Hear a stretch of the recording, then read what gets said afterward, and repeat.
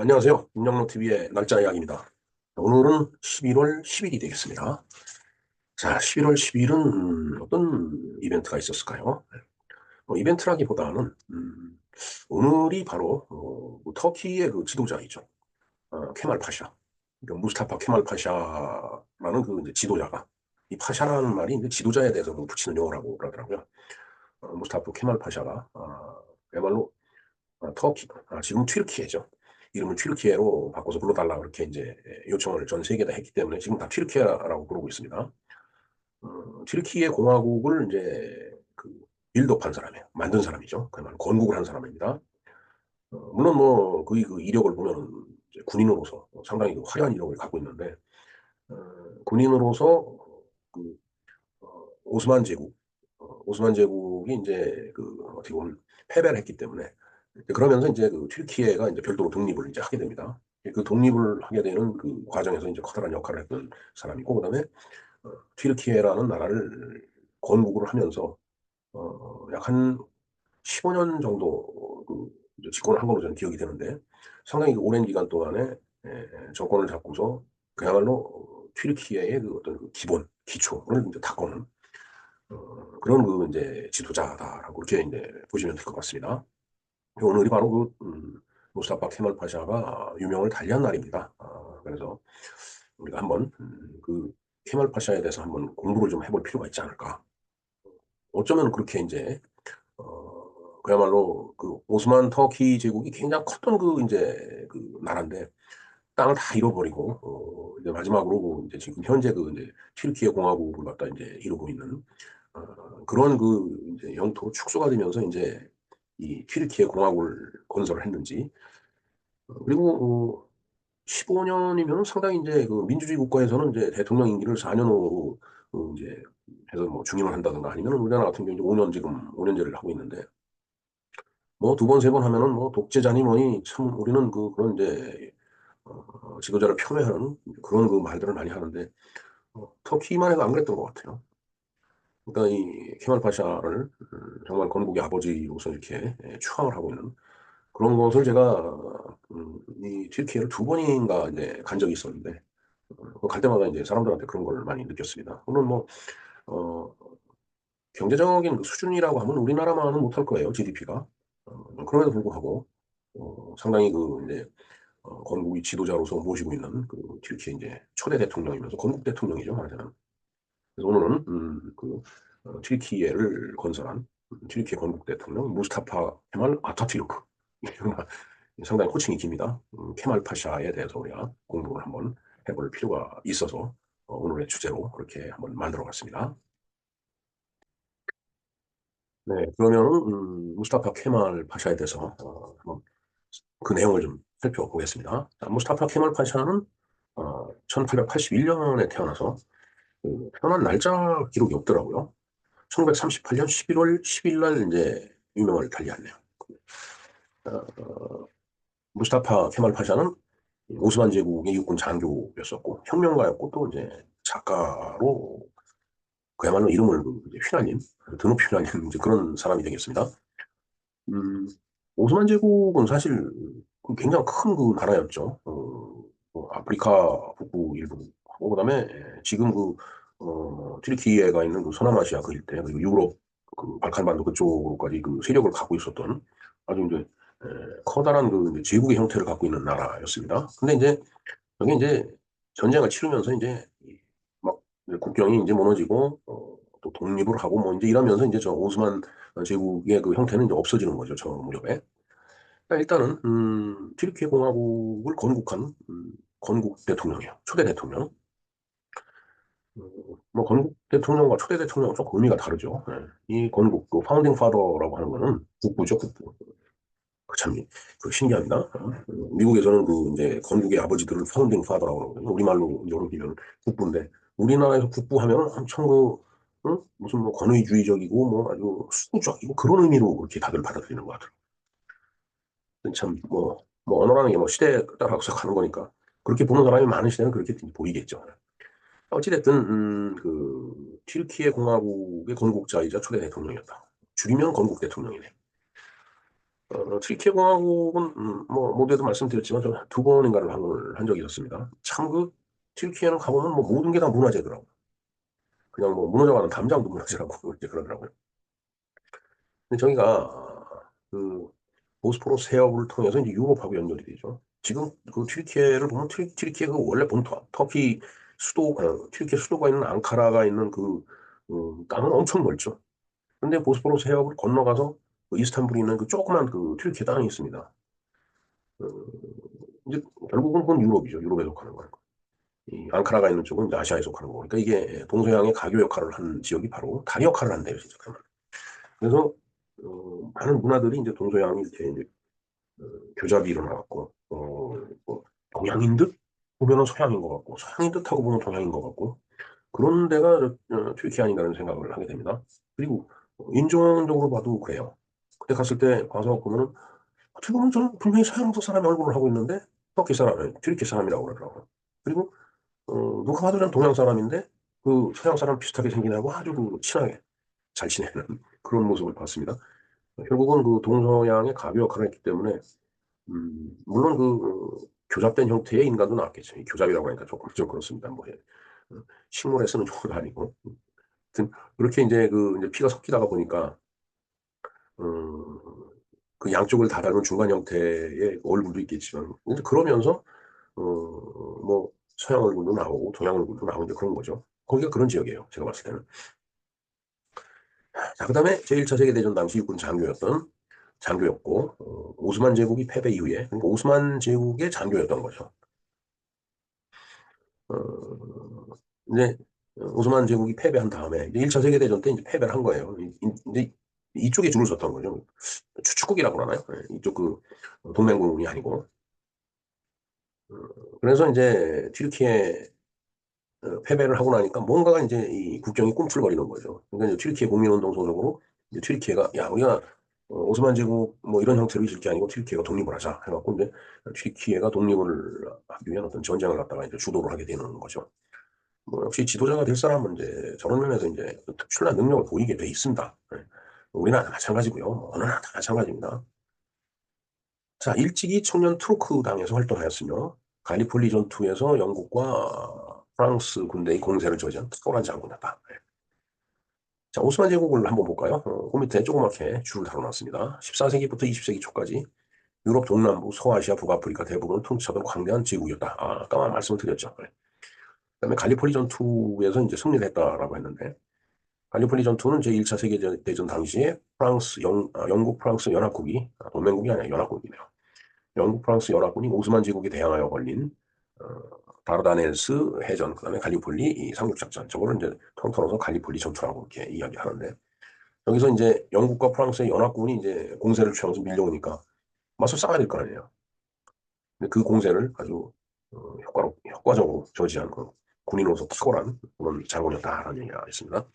그리고 재임 중인 1938년에 사망을 했다. 그러니까 재임 중에 사망을 했으니까 그렇지 아마 저 사망하는 요인이 이제 그 질병이죠. 그런 질병이 없었으면 더 집권했을 거라고 보여집니다. 자, 그의 친구인 아타튀르크는 튀르크의 아버지라는 뜻이다. 라고 되어 있네. 아타튀르크. 아버지 튀르크. 튀르크의 아버지. 이것도 국보라는 뜻이죠, 자가시안. 그리고 1934년 튀르키예 의회가 이제 헌정을 했다. 1934년에 튀르키예 의회에서 이제 우리가 이 케말 파샤는 아타튀르크라는 용어를 우리가 헌정해야 된다. 이렇게 결정을 했다는 얘기입니다. 아까 그 파샤라는 그 말은 지도자라는 그런 뜻이라고 그랬죠. 네, 일단 유년 시절 한번 보도록 하겠습니다. 아타튀르크는 1881년 당시 오스만 제국이 지배하에 있던 셀라닉주, 지금이 그리스 데살로니카, 그러니까 발칸나도 쪽이죠. 국경 세무관리의 아들로 출생을 했다라고 하네요. 이 집은 현재 데살로니카 시에서 튀르키예 정부의 기증해서 아타튀르크 박물관으로 쓰고 있다고 합니다. 그 가족들은 튀르키예어를 사용하는 무슬림이었다라고 하네요. 그러니까 이제 이게 발칸반도 쪽이지만은 그리스 그쪽이니까 그리스는 무슬림은 아니죠. 그러니까 뭔가 그 이제 종교적으로 달랐던 거예요. 인종적으로도 좀 다르겠죠, 당연히. 그의 아버지인 알리 리자는 알바니아인이라는 설이 있으나 튀르키예 역사학자들은 그의 조상이 튀르키예의 아이딘주의 쇠케에서 이주했다라고 이렇게 주장을 한다고 합니다. 뭐 중요한 얘기는 아닙니다. 어쨌든 그 어머니 쥐베이데 하드는 튀르키예의 소수 민족인 웨리크 계열이라고 알려져 있고 몇몇 학자들은 그 어머니가 슬라브족의 피도 일부 섞였다고 주장합니다. 글쎄, 저런 걸 주장하려면 그 집안 내력을 조금 알아야 될 텐데. 자, 이게 이제 1905년 전쟁 사관학교 졸업식 할 때 이제 아타투르크, 그러니까 케말의 모습입니다. 아타투르크의 유년 이름은 무스타파였으며 케말은 그의 수학 선생님이 그의 수학 실력과 성숙한 모습을 칭찬하면서 지어준 이름이다. 글쎄, 우리는 뭐 이름 지어줄 때 아버지, 할아버지 뭐 이런 분들이 이제 지어주는데 저는 선생님이 이름도 지어주는가 봅니다. 그 어머니는 그가 종교학교 다니길 원했지만 무스타파는 종교와 무관한 사립학교로 입학을 했다라고 합니다. 그의 부모는 무스타파가 무역상이 되길 원했으나 장사꾼이 되길 원했던 거죠. 그는 부모와 상관없이 1893년에 살로니카 군사학교에 입학을 또 했다라고 하네요. 군사학교. 네, 군인의 길을 걸은 겁니다. 1896년에는 마나스트르 군사고등학교에 입학을 했고 1899년 3월 14일에는 오스만 제국 군사학교에 입학했으며 1902년에 졸업을 했다라고 합니다. 그러니까 아주 군사학의 좀 군사 작전 이런 거에 아주 관심이 많았던 그런 이제 인물이라고 봐야 되겠네요. 1905년 1월 11일에는 오스만 제국 군사대학을 졸업을 했다라고 합니다. 예, 모든 게 군사학교네요. 네, 그러면 군인 시절 한번 보도록 하겠습니다. 군인 시절 초창기 경력을 볼까요? 졸업 후 무스타파 케말은 독재주의자라는 이유로 체포가 됐었다. 우리나라도 그 이승만 대통령이 이제 어린 시절이죠. 10대 때. 그 고종에 뭔가 반대되는 일을 해갖고서 한성 감옥에 투옥이 되죠. 그러니까 이게 나중에 미래에 큰 일을 하게 될 사람은 뭐가 다르다는 게 보입니다. 몇 달 동안 구속되었다가 전 학교 교장이던 미자 파샤의 변호로 출소를 했다라고 하네요. 출소 이후에 그는 다마스쿠스에 위치한 오스만 제국 오군 사령부의 대위로 임관을 했다라고 합니다. 뭐 워낙 군 출신이니까. 그는 압둘 하마드 2세 오스만 제국의 제34대 술탄. 술탄은 이슬람 교국의 군주죠. 술탄. 술탄과 황제라는 그런 책도 있죠. 제34대 술탄에 대한 독재를 반대하여 청년 비밀 결사 단체인 내 나라와 자유 라는 단체에 가입을 이제 했었습니다. 그리고 1907년 6월 22일에는 시니어 캡틴으로 이제 진급을 했으며 캡틴은 대위죠. 시니어 캡틴이면 글쎄 뭐좀 어떤 교육제도인지 모르겠습니다. 같은 해 10월 13일에 마나스트르에 위치한 3군 사령부로 전속이 됐고 그 후에 통일진보위원회에 가입을 했다. 그러니까 상당히 이때부터 이제 정치적으로 뭔가 그런 정치 세력하고 이제 이렇게 접촉을 했다라고 봐야 될 것 같습니다. 1908년 6월 22일에는 동부 루메니아의 오스만 제국 철도 감독관으로 임명이 됐고 같은 해 7월 청년 튀르크 혁명에 가담을 했네요. 무스타파 케말은 군이 비정치화를 주장했지만 받아들여지지 않았고 그 결과 현재의 리비아 지방인 트리포니타니아 빌라예트로 부족 반란을 진압하는 한직으로 쫓겨났다라고 하네요. 일부에서는 무스타파 케말이 지원해서 떠났다라고 얘기를 한답니다. 글쎄, 뭐 쫓겨났다라는 이런 개념보다는 내가 그 원해서 갔다 이게 더 낫겠죠. 뭐 어떤 건지 모르겠습니다. 그다음에 반란을 진압하고 1909년 1월에 이스탄불에 다시 돌아왔다라고 합니다. 1909년 4월에 이스탄불에서는 군인들에 의해서 반혁명 운동인 3월 31일 사건이 발생했으며 무스타파 케말은 반혁명 운동을 진압하는 데 큰 기여를 했다라고 하네요. 네, 3월 31일 사건, 뭐 정확하게 어떤 건지 제가 조사가 안 됐는데 어찌됐든 반혁명 운동이니까 그걸 이제 진압을 이제 무스타파 케말이 한 겁니다. 1910년 오스만 제국령 알바니아로 발령을 받아서 전속을 받고 그 당시에 알바니아에는 코소보에서 봉기가 일어났다라고 합니다. 코소보, 굉장히 복잡하죠. 그 발칸반도 그 위에 정말 뭐 인종적으로도 복잡하지만은 국경을 놓고도 분쟁을 하고 종교를 갖고도 분쟁. 이게 코소보라는 얘기 많이 들으셨을 겁니다. 언론을 통해서. 그 코소보에서 이제 봉기가 일어났다. 무스타파 케말은 알바니아의 정치인 에킬렌 블로라를 여기서 만났고 1910년 가을에는 오스만 제국의 관전 장교의 신분으로 프랑스 피카르디에서 있었던 대규모 훈련에 참여를 했다라고 합니다. 관전 장교. 글쎄요, 관전 장교는 무슨 뜻일까요? 전쟁을 관리하는 장교? 음, 용어가 좀 생소합니다. 1911년에는 이스탄불에서 오는 오스만 제국 전쟁부에서 잠시 복무를 했다라고 합니다. 이제 그리고서 이제 이탈리아하고 이제 이 튀르크 지금의 터키하고 이제 전쟁이 이제 일어나는데 1911년에 무스타파 케말은 오스만령 트리폴리 타니아 현재 리비아로 발령을 받았네요. 자, 그곳에서 이탈리아 튀르크 전쟁에 참전을 했고 주로 벵가지, 데르나, 두브루크에서 이탈리아군 약 15만 명을 베두인 약 2만 명과 튀르크인 8천 명으로 맞서서 싸웠다라고 하네요. 15만 명 대 2만 8천 명이라는 얘기죠. 그것도 인종적으로 다른 그런 그 부대를 합쳐갖고 혼성 부대를. 그러니까 3만이 채 안 됐는데 5배가 넘는 그런 군대하고 싸움을 벌였다는 얘기죠. 저런 싸움은 쪽수 갖고 뭐 도저히 안 되니까 뭐 전략적이지 않으면은 그 전쟁을 하는 것조차 힘들다고 봐야 되겠죠. 자, 이탈리아가 선전포고를 한 지 얼마 되지 않았을 때는 리비아로 파병된 오스만 제국군, 오스만령 예멘에서 예멘 혁명을 진압하기 위해서 차출되어 병력과 물자가 부족해서다. 뭔가 전쟁을 치기에는 어, 한참 이제 부족한 그런 그 이제 군대였죠. 그리고 이집트를 지배하던 영국은 오스만 제국군이 이집트를 통과하지 못하게 했고 이로 인해서 오스만 제국군은 아랍인처럼 위장하고서 이집트를 통과하거나 배를 이용해 오스만령 트리포니타니아로 파병이 되었다. 이 파병을 하는데 다른 나라 사람같이 이렇게 위장을 하고 갔다라는 것 자체가 참 굉장히 웃기는 얘기죠. 아이러니입니다. 뭐 그러나 그 당시에 그렇게 하지 않을 수밖에 없었으니까 그렇게 했을 거라고 보여집니다. 이런 어려움에도 무스타파 케말의 부대는 리비아에서 이탈리아군을 여러 번 격퇴를 했다라고 합니다. 1911년 12월 12일 노브룩 전투에서 대승을 거두었다라고 합니다. 옛날에 그 도브룩 전선이라는 그 영화가 있었습니다. 그 영화를 보질 못해갖고서 이게 이 도브룩 그 전투하고 관련이 된 건지 그거를 내가 확인을 못했네요. 1912년 1월 16일부터 17일간에 있었던 데르나 전투에서 무스타파 케말은 건물에서 튄 석양 파편의 왼쪽 눈을 맞아 눈에 부상을 입어서 시력을 손상했다라고 하네요. 그는 적신호의 의료시설에서 2주간 치료를 받고 전장으로 돌아갔으나 상태가 악화되어 다시 입원하니 한 달 가까이 치료를 받았다.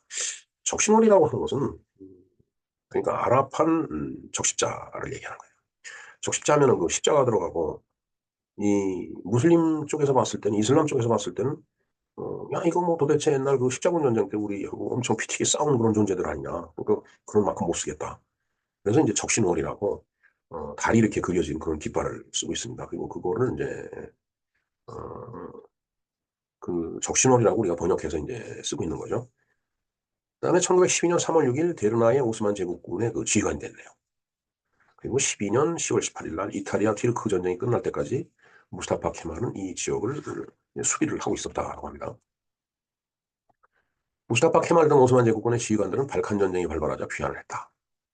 뭐 발칸 전쟁이 뭐 자신들의 싸움이 아니니까 거기서 휘말릴 필요가 없으니까 귀환했겠죠. 오스만 제국은 1912년 10월 18일 로잔에서 우시 조약을 이탈리아 왕국과 체결하면서 오스만령 트리포니타니아, 그다음에 페잔, 카레, 카레나이카, 현재 리비아를 이탈리아 왕국에다 이제 넘겨줬다라고 합니다. 이제 이러면서 이제 터키 오스만 제국이 갖고 있던 영토가 이제 이렇게 줄어드는 거죠.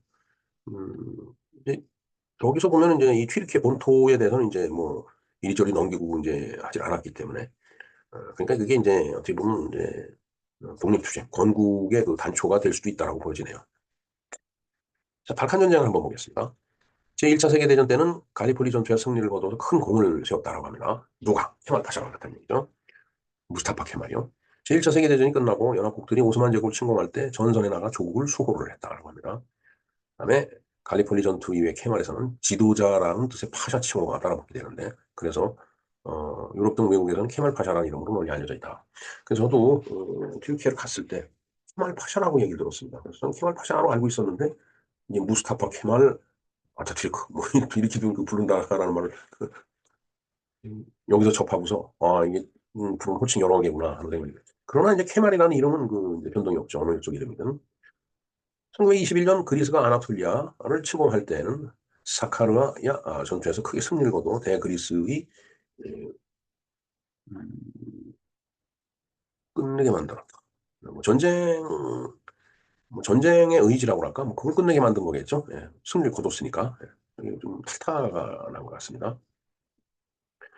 터키는 제1차 세계대전 후 공화국을 수립했으며 그리스와의 전쟁에서 대승을 거둔 1922년 8월 30일에 그 나라를 국경일로 기념을 하고 있다라고 합니다.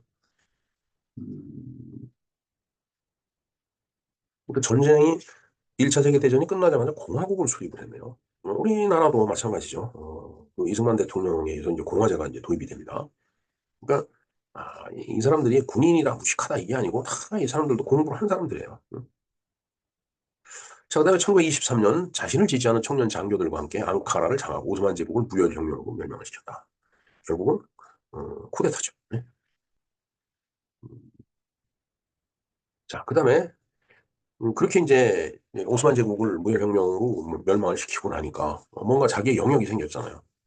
그러니까 그게 이제 지금의 이제 튀르키예지만 자신의 영역에서는 술탄제를 하지 마라. 다 그걸 이제 해체시켜 버렸다고 합니다. 그러면서 메흐메트 6세가 이제 술탄으로 있었으니까 그냥 폐위시켜 버린 거죠. 그다음에 1923년 7월 연합국과 새로운 조약을 체결을 합니다. 그 새로운 조약이 이제 로잔 조약인데 이 로잔 조약이라고 하는 것은 1923년에 튀르키예 공화국이 수립된 후에 스위스 로잔에서 튀르키예와 연합국이 쉐브르 조약에 대한 제약을 없애버리기 위해서. 그러니까 쉐브르 조약이 1920년에 연합국하고 오스만 제국 사이에 이제 체결했던 그 조약인데 그 조약을 따르자면은 이 튀르키예 입장에서 굉장히 그 제약을 많이 받았던 거예요. 그러니까 그 제약을 없애기 위해서 다시 조약을 체결한 겁니다. 어, 그러다 보니까 이제 그 1894년 당시에 소유하고 있던 영토가 이제 몇 군데 있었는데 이즈미르, 콘스탄티노플, 그다음에 동트라키아 등 여기를 갖다 이제 회복을 하게 된 거예요. 저 로잔 조약에 의거해갖고. 통년 10월에는 이스탄불에서 앙카라로 천도하고 공화제를 선포하였으며 대통령이 취임을 했다. 아까도 말씀드렸지만 터키 수도는 앙카라입니다. 그리고 이스탄불은 이제 유럽 쪽에 붙어 있는 그 작은 땅에 있는 도시예요. 어, 일단은 어, 그 앙카라로 이제 천도를 이제 해달라는 얘기는 뭔가 이제 새로운 나라를 꾸미겠다라는 이제 그런 이제 뜻으로 그렇게 했겠죠. 그러니까 대통령이 취임을 이제 한 거죠. 대통령 시절 한번 보도록 하겠습니다. 케말 아타투르크는 1923년에 대통령에 취임을 한 후에 본격적으로 개혁 정책을 시행을 했다라고 하네요. 그다음에 1924년은 632년 이래 1300년 동안 이어져 오던 칼리프제를 폐지를 이제 했네요.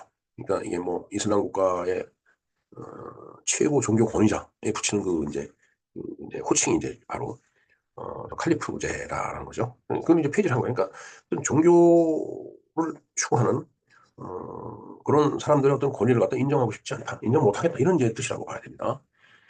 자, 그래서 튀르키예 공화국의 기본 정신인 종교의 자유를 법으로 이제 지정을 했다라고 합니다. 자, 그런가 하면은 1923년에는 복장 개혁을 이제 실시를 해서 여성들의 복장을 해방시켰다라고.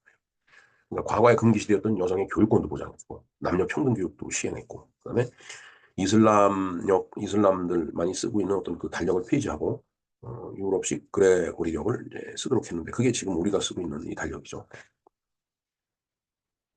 그다음에 1926년에는 또 민법을 이제 개정을 해서 일부 다처제를 금지하고 일부 일처제를 확립을 했다고 하네요. 지금도 그 무슬림들은 일부 다처제를 이제 그런 제도를 갖고 있죠. 그러니까 참 정말 맘만 먹으면 이세를 엄청 많이 만들어낼 수 있는 만든다면 좀 그렇고 어, 이제 그런 이제 종교라고 봐야 되겠습니다. 1928년에는 튀르키예 에어의 아랍 문자 표기법을 폐기하고 로마자 표기법을 갖다 이제 변경을 했네요. 그다음에 1930년에는 여성에게도 선거권을 부여를 했다고 합니다. 1930년이면 상당히 빠른 거죠. 우리나라는 1948년에 이제 권이 여성에게 이제 주어지는데, 어찌됐든, 그런 조치를 이렇게 취하는 지도자들은 뭔가 깨어있고 다른 그런 분들이라고 보여집니다. 그다음에 이제 질병 및 사망을 볼까요? 아타투르크는 그의 삶의 대부분을 통해 보통에서 무거운 정도의 술을 마셨고, 하루에 0.5리터의 라크를 자주 마셨고, 그다음에 담배도 피웠다라고 하네요. 뭐 라크야 뭐 영양소니까 뭐 많이 마셔도 그렇지만은 술과 담배는 이제 그렇지 않죠. 자, 1937년 동안 아타투르크의 건강이 악화되는 징후들이 나타나기 시작했다라고 합니다. 1938년 초 알로바로의 여행 중에 어, 그 심각한 병이 이제 있는 걸로 알고 그 병으로 이제 고통을 받은 거예요.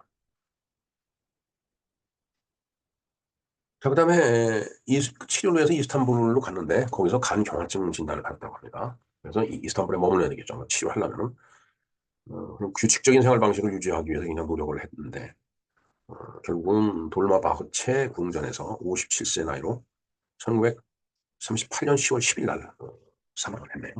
재임 기간은 약 15년이 되겠습니다. 이제 질병으로 이 사람을 데려가지 않았으면은 무論상당히 긴 시간 동안 집권을 하고 있지 않았을까 이런 생각을 해봅니다. 자, 현재 튀르키예에서의 어떤 의상을 한번 볼까요? 무스타파 케말 아타투르크는 튀르키예에서 독립 영웅이자 국보로 추앙을 받고 있다. 그다음에 튀르키예 국회는 1934년 튀르키예 아버지라는 뜻인 아타튀르크 명칭을 이제 수여를 이제 했네요.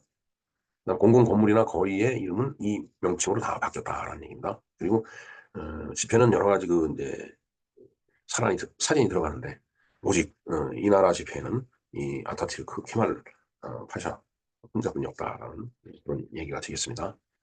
자, 건국 대통령에 대해서 차렷 경례. 네, 좋습니다. 음. 이제 그 다음에 한번 우리가 생각을 해볼 문제를 제가 화두를 던졌습니다. 자, 이상 무스타파 케말 파샤 튀르키예 대통령에 대해서 공부를 이제 했죠. 그 흔적을 처음 제가 접한 것은 뭐 밀레니엄이 막 시작될 무렵에 그 독일 düsseldorf 의료기 전시회 메디카라는 게 있어서 거기를 이제 다녀오는 걸로 그렇게 돼 있어서 이제 다녀오는 길에 이 튀르키예를 이제 들렸는데 총 들린 횟수가 2회 정도 됩니다. 자, 그걸 보면서 우리나라의 이승만 박정희 대통령을 생각합니다. 지도자의 가는 길을 죽어라 반대하고 헐뜯고 모욕하는 우리. 그런 게 있죠. 우리 그 기질이 그렇습니다. 저 역시 한때 그 무리 속에 그 있었습니다. 튀르키예는 우리보다 사는 모습이 좀 못하지만 그래도 그들은 명랑하고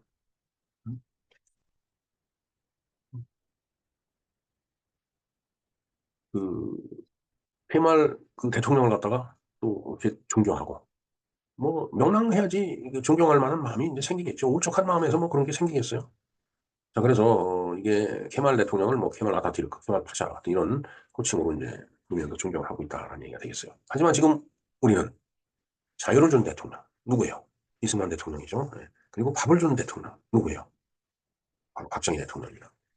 그 다음에 이제 박정희 대통령이 이렇게 쌓아놓은 반석 위에서 정말 세계적인 그런 국가로 발돋움하게 만들어 놓은 대통령이 전두환 대통령입니다. 제가 봤을 때는. 물론 뭐 여러 가지 문제가 있어 갖고서 지금 그 편안하지가 못하고 또 유명을 달리했음에도 불구하고 땅으로 돌아가지 못하는 그런 아주 어처구니 없는 짓이 지금 벌어지고 있잖아요. 어찌됐든 우리나라 사람들은 지도자의 길을 가는 사람들을 무조건 반대하고 헐뜯고 무욕을 합니다. 물론 뭐 그 우리랑 상황이 다를 수는 있을 수는 있을 거예요. 그러나 그럼에도 불구하고 한 국가의 지도자라고 하는 그 국민, 시민을 위해서 애써야 되고 고민하고 뭔가 실천을 옮겨야 되는 일이 그 한두 가지가 아닐 텐데. 하여튼 우리는 죽어라 욕을 하는데 튀르키예는 상당히 숭상하는 그런 그 모습을 보이고 있습니다. 뭐 저 역시 한때 그 무리 속에 있었어요. 뭐 반대한다, 뭐 막 소리 지르고 데모하고. 아, 정말 지금 생각해보면 왜 그때 그 분을 못 도와드렸을까 이런 생각도 합니다. 네, 어찌됐든 갑자기 좀 우울해지기는 하지만 우리는 지금도 자유를 준 대통령 그리고 밥을 준 대통령 끊임없이 모욕하고 포위하고 있습니다. 그래서는 안 되는데 그렇게 모욕 주고 폄훼해갖고 우리한테 남는 게 뭐가 있겠어요. 네. 자, 우리는 왜 그럴까요? 뭐 조금 더 방법론상에는 이제 무리는 이제 있었겠지만은 그 한 걸 놓고 뭐 죽어라 그냥 독재자 독재자 좀 씁쓸하죠. 네. 네, 이상 구스타파 케말 파샤 아타튀르크에 대해서 이런저런 공부를 해봤습니다. 음, 저들이 과연 자신들의 지도자를 어떻게 움직이고 모시고 있는지, 그리고 지도자급 되는 그런 정치 지도자를 어떻게 추앙을 하는지, 우리가 정말 배워야 될 일이 많이 있다고 보여집니다. 네, 김영로 TV의 날짜 이야기였습니다. 감사합니다.